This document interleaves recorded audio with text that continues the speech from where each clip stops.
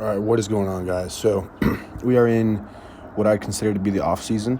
I have about 6 months into my next meet, and a lot of people have asked me, you talk about not doing year-round heavy squats and deadlifts. So what are you going to basically do to supplement that heavy work and to actually make progress and to get stronger? So I'm going to answer that question for you guys here right now. So we started off the day with dynamic movement, just a sled drag.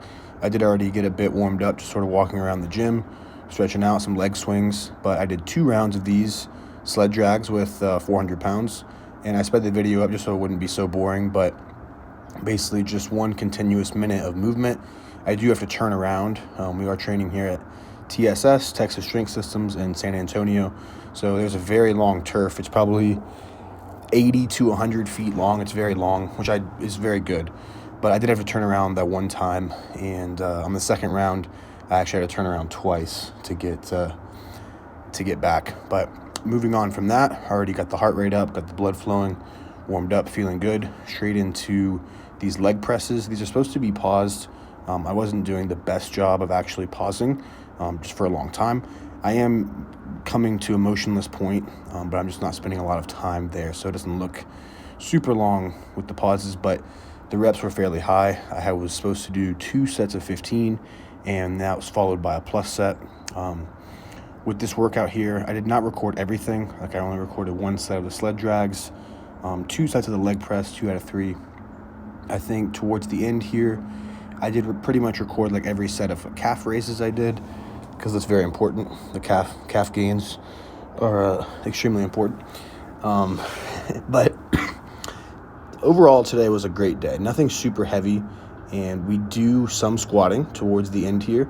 So I did do some Hatfield squats, which, if you guys don't know, I did actually get quite a few people on Instagram ask me. I posted my Hatfield squats from last week, and a few people don't know what they are. So basically, Fred Hatfield was a power lifter. He is mentored Josh Bryant, who's my coach, and he invented this exercise called the Hatfield squat, which basically you set a barbell on the rack at about hip height and use a safety squat bar or an equivalent barbell that you don't have to actually hold, one that will stay on your back, and you hold the bar that is at hip height slightly in front of you for one, to have better balance, to create some counterbalance, to kind of stabilize you, so you're much stronger on it, and 2, it takes pressure off of the back and the upper body, since you aren't having to actually hold the barbell.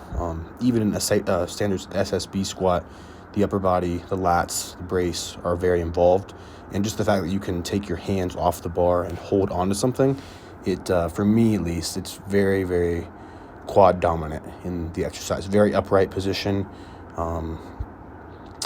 You do have to brace, but not super hard, honestly, because you just have that ability to stabilize with the actual barbell. Let me think.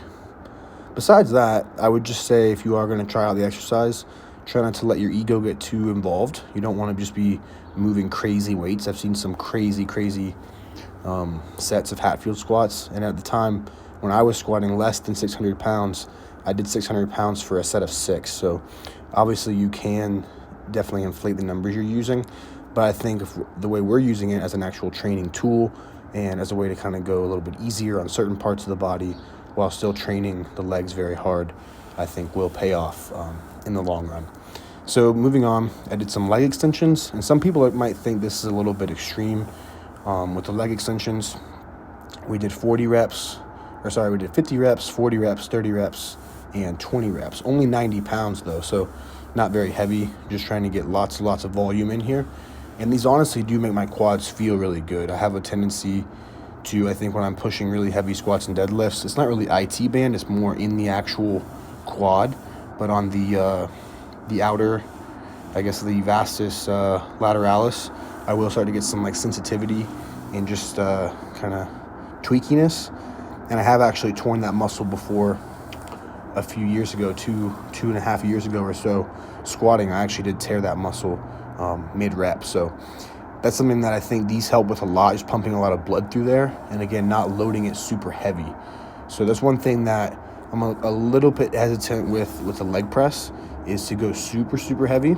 I think I ended up doing 720 pounds in the plate weight, plus whatever the actual apparatus weighs, for us 2 sets of 15 and then 1 set of 22. But I am a little hesitant. I could definitely go, probably over 1,000 pounds, but just the joint stress, I think I want to take my time and try to just focus on range of motion, getting quality reps in, not going super, super heavy. So here you guys can actually see the Hatfield squats I was talking about. This is my first time ever using the Mars bar, which does displace the weight very low. So you can see the weight is lower than a low bar squat. It's towards the hip. And I don't think this made it a lot easier. This is actually one of the hardest sets of Hatfield squats I've ever done, and it's only 500 pounds. For a set of 10, I could, my best back squat is well over this. So these were very hard, and I think it's a lot to do with just the fact that they're late in the workout. I almost never would do a squat workout, obviously, where I squatted after doing 3 or 4 other pre-fatiguing exercises. But with the goals we have right now, we aren't necessarily trying to display maximal strength anytime soon. So trying to build muscle, trying to honestly make these squats harder and still get more out of less weight. So pre-fatiguing all the musculature involved and then doing them, I think will be very, very beneficial. Like I said, I did record all 3 sets of these calf raises. So this is kind of the back part of TSS. It's not in the main accessory room.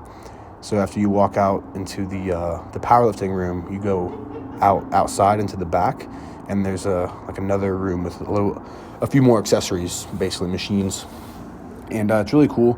You're kind of outside, right there out in the sun. I worked up to 400 pounds by my 3rd set, I believe, and I was doing sets of 12. These felt pretty good, the standing calf raise.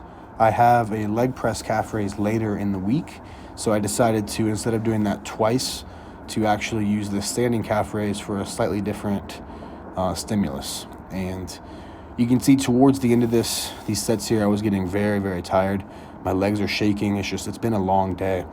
We pretty much got this whole workout wrapped up in probably about an hour and a half, 2 hours. Crystal did bench. But yeah, like I said, I didn't record every set, so there's even more than you see here. But yeah, trying to build muscle, trying to build conditioning, and we're about 6 months out, and we're going for 800-pound plus squat, but there's no point in doing that now, if that makes sense. See you guys next time.